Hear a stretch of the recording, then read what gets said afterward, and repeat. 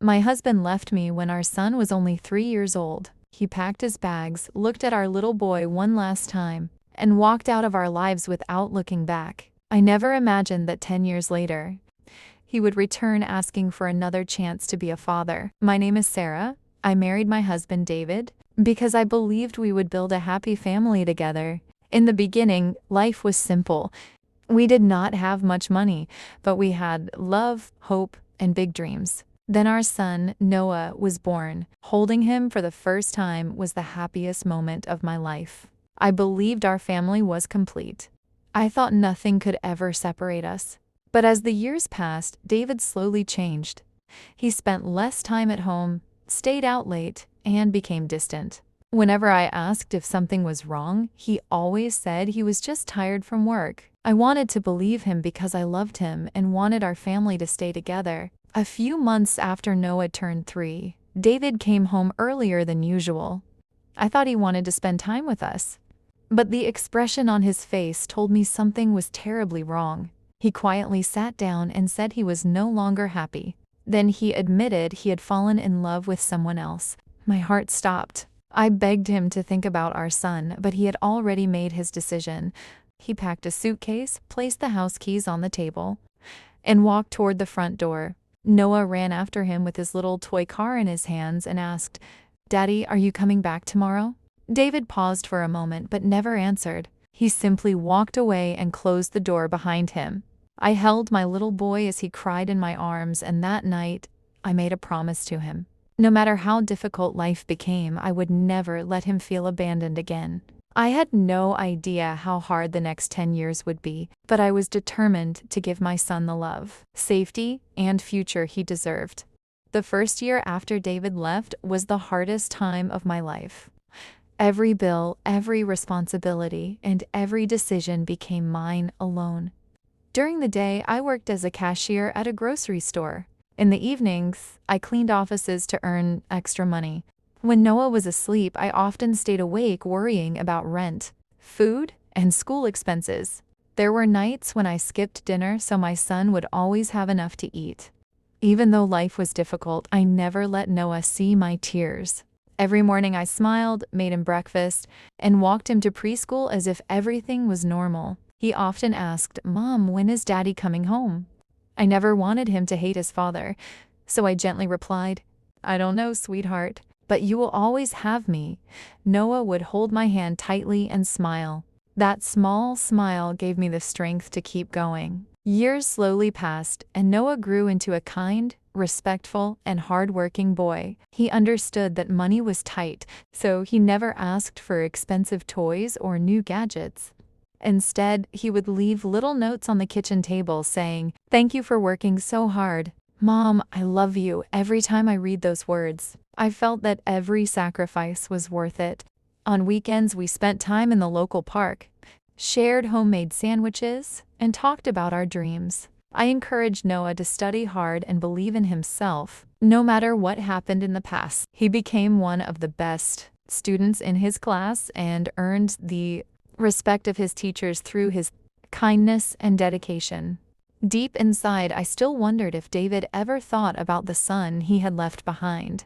10 years had passed without a single birthday call, a single visit, or even one message. I believed that chapter of our lives was finally over, but I was about to learn that the past has a way of returning when you least expect it. One Saturday morning, Noah and I were cleaning the house when someone knocked on the front door.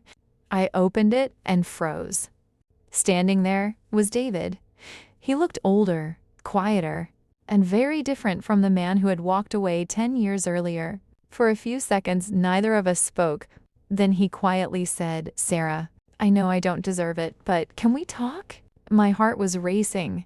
I invited him inside because I did not want Noah to hear everything from the doorway.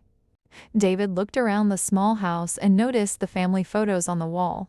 Every picture showed only Noah and me. There wasn't a single photo of him. He lowered his head and whispered, "I missed 10 years of my son's life." Then he admitted that the relationship he had left us for it hadn't ended years ago. He said he had spent a long time pretending he was happy, But the guilt of abandoning his son had never left him. He told me he wanted one chance to meet Noah and try to become a father again. Before I could answer, Noah walked into the living room carrying a book. He stopped the moment he saw the stranger sitting on our sofa. David stood up slowly with tears in his eyes. He softly said, "Hi, Noah. I'm your dad." Noah looked at him for a few seconds, then looked at me with confusion. He already knew who David was because I had never lied to him about his father. But knowing someone's name and knowing the person were two very different things. Noah politely shook David's hand and said, "Nice to meet you." Those four simple words broke David's heart because they sounded like he was meeting a stranger instead of his own son. The room became completely silent. David wiped away his tears and realized that while 10 years had passed for him, they had also passed for the little boy who had once waited at the front door, asking if his father would come home tomorrow. David asked if he could spend some time with Noah. I looked at my son and told him the decision was his. I had spent 10 years making choices to protect him, but now he was old enough to have his own voice. Noah quietly nodded and agreed to go for a walk with his father. They spent a few hours together in the nearby park. David tried to make up for the lost years by asking about school, hobbies, and his favorite sports. Noah answered politely, but there was a distance that could not be hidden. On the way home, David bought him an expensive bicycle and several gifts. Noah thanked him, but when they reached our house, he gently said, "Dad, I appreciate the gifts, but what I wanted when I was little wasn't a bicycle. I wanted you." Those simple words left David speechless. He finally understood that no amount of money could replace the birthdays he had missed, the school events he had never attended, or the bedtime stories he had never read. For the first time in many years, he truly faced the consequences of his own choices. Over the following months, David continued visiting every weekend. He never missed a visit, never broke another promise, and slowly tried to earn Noah's trust instead of expecting it. He attended Noah's school events, cheered for him during soccer matches, helped him with homework whenever Noah allowed it, and quietly accepted that rebuilding a relationship would take years, not days. I never spoke badly about David in front of our son because I wanted Noah to grow up with peace in his heart, not anger. Little by little, Noah began opening up. One evening, after they returned from a soccer game, I saw them laughing together for the first time. It wasn't because the past had disappeared, it was because they had both decided to stop letting the past control the future. David often thanked me for raising Noah into such a kind young man. I simply replied, he became this person because he chose kindness. Even after being hurt, looking back, I realized life had taught all three of us different lessons. David learned that chasing temporary happiness can cost the people who love you the most. Noah learned that forgiveness is not weakness. It is a gift you give yourself so you can move forward without carrying bitterness. And I learned that a mother's love can carry a family through even the darkest years.